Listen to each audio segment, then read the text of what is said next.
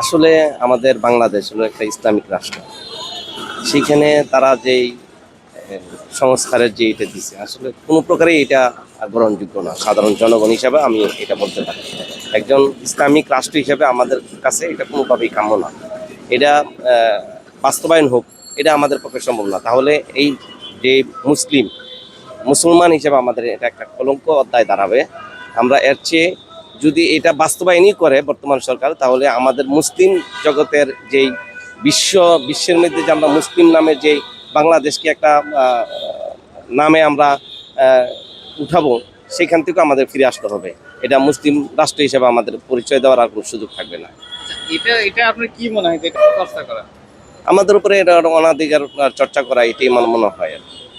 সেই ক্ষেত্রে এই যে নারী যৌনকর্মীদেরকে যে স্বীকৃতি দেওয়ার যে বিষয়টা, তাদের সমাজে বিষয়ে স্বীকৃতি দেওয়ার কথা বলছে, এই বিষয়টাকে এটা তো কোনো প্রকারই সম্ভব না। একটা ইসলামিক রাষ্ট্র হিসেবে আমরা কখনো এটা কাম্য করি না। এটা আমাদের পক্ষে, এটা কোন প্রকার বাস্তবায়ন করতে দেওয়া, এটা আমাদের পক্ষে সম্ভব না। যদি আমরা মুসলমান হিসাবে যদি আমরা দাবি না করি, তাহলে হয়তো সম্ভব হবে বাংলাদেশ। ঘটনা হয়েছে, আমরা তো ইসলামিক কান্ট্রি, আমরা ওই ওনাদের সাথে ওনাদের যুক্তির সাথে একটা যুক্তি আমাদের মিলে না আর কি।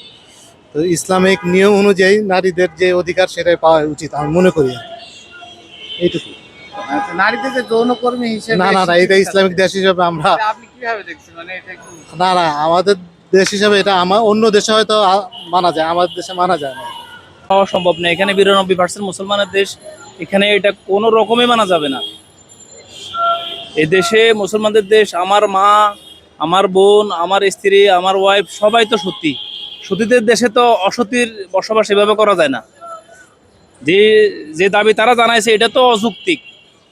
এটা সতী নারীর বিষয়, সতী নারীরা এটা কখনো মানবে না। সতী নারীর যারা আছে, স্বামী, ছেলে, এরপরে বাবা, কেউ মানবে না। এটা আমি একা না, এটা আমার এই 92% মুসলমানের দেশে এটা 92% মুসলমান কেউ মানবে না।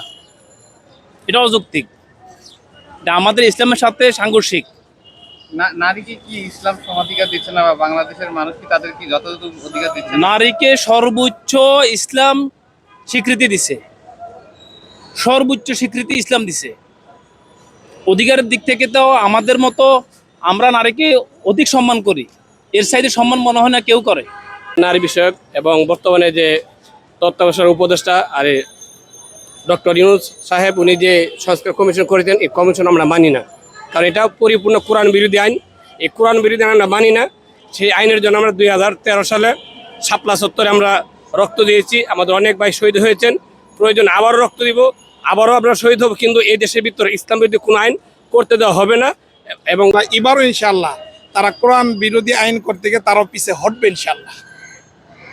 এই যে বাংলাদেশে কি নারীদের অধিকার ঠিকমতো দেওয়া হচ্ছে না? অবশ্যই তো দেওয়া হচ্ছে। হ্যাঁ, আমাদের দেওয়া হচ্ছে না হচ্ছে ওইখানে আমাদের বিরোধীদের না, নারীরা অধিকার পাক, তাদের যা যা প্রয়োজন পাক। কিন্তু যখন কোরআনের সাংঘর্ষিক, আল্লাহ তাআলা বিধানের সাংঘর্ষিক হয়ে যায়, তখনই হেফাজতে ইসলাম মাঠে নাইমে এসে প্রতিবাদ করার চেষ্টা করে যে আল্লাহ তাআলা তো মানুষের জন্য ভালোই করছে, মহিলাদের পাওনা মহিলাদেরকে দিয়ে দিছে, পুরুষদের পাওনা পুরুষদেরকে দিয়েছে, আল্লাহর উপর তো দেনেওয়ালা কেউ নাই।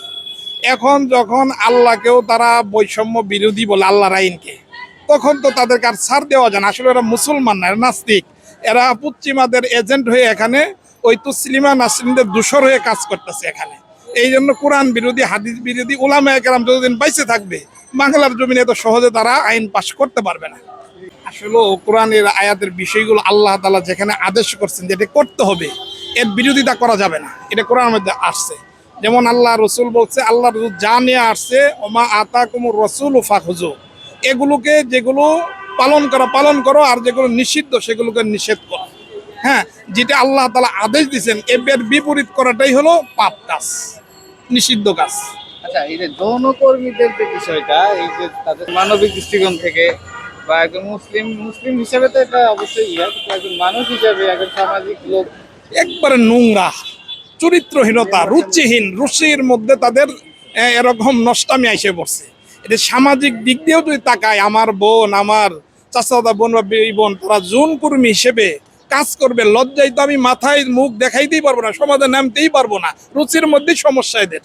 কোরআনের দিকে যদি তাকে আল্লাহ তাআলা নিষেধ করছে, একবার পুরা নিষেধ করছে জিনা বেবিচার, যার দ্বারা দেশের মধ্যে গজব আইসে পড়ে। যে নারী কমিশন তা কোরআন বিরোধী। যেহেতু কোরআন বিরোধী হয়েছে সেহেতু সমস্ত বিশ্ব মুসলিম ঐক্য হয়ে এই কথা স্পষ্ট হয়েছে যে এই নারী কমিশন বাস্তবায়িত করা যাবে না। যদি নারী কমিশন বাস্তবায়িত করতে হয় তাহলে এটা সরাসরি কোরআন বিরোধী হচ্ছে, আর এটা একজন মুসলমান জিন্দা থাকতে এটা কখনো হওয়া সম্ভব নয়। সেই লক্ষ্যে আমরা দেশের বিভিন্ন স্থান থেকে এই সমাবেশের উদ্দেশ্যে আমরা রওনা হয়েছি এবং এসেছি। আলহামদুলিল্লাহ আমরা এই সমাবেশ এই সুসাফল্যের সাথেই আমরা আঞ্জাম দিয়েছি আলহামদুলিল্লাহ। আচ্ছা, নারীদের অধিকার কি বাংলাদেশের প্রেক্ষাপটে প্রতিষ্ঠিত হচ্ছে না, বা তাদের কি খর্ব হচ্ছে, বা ইসলাম কি তাদের অধিকার দিচ্ছে না ঠিক মতো? ইনশাল্লাহ, আপনি সুন্দর একটা প্রশ্ন করছেন। আসলে আমাদের নারীদের মর্যাদা ইসলামে অবশ্যই রয়েছে, যে নারীদের ন্যায্য অধিকারের বিষয়ে তারা বলতে পারে, কিন্তু সমান অধিকারের যে একটা অপতৎপরতার একটা দাবি, সেটা আমরা কোরআন হাদিসে সেটাকে সমর্থন করে না।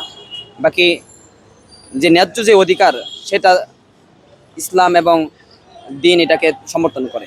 আলহামদুলিল্লাহ, আমাদের মুরব্বীরা যে সিদ্ধান্ত নিয়েছেন, আমরা মুরব্বীদের ডাকে আমরা হেফাজতে ইসলামের যারা কর্মী আছি 2013 সালে আমরা ঢাকা শহরে আমরা আসছি এবং আজকেও আমরা আসছি।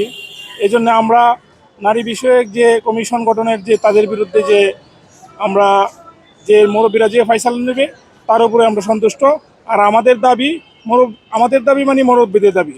আর আমরা হচ্ছে ইসলাম বিরোধী যে কোনো কার্যক্রমের জন্য হেফাজতে ইসলাম যে কোনো সময়ে যে কোনো মুহূর্তে যে কোনো পদক্ষেপ নিতে আমরা সোচ্চার।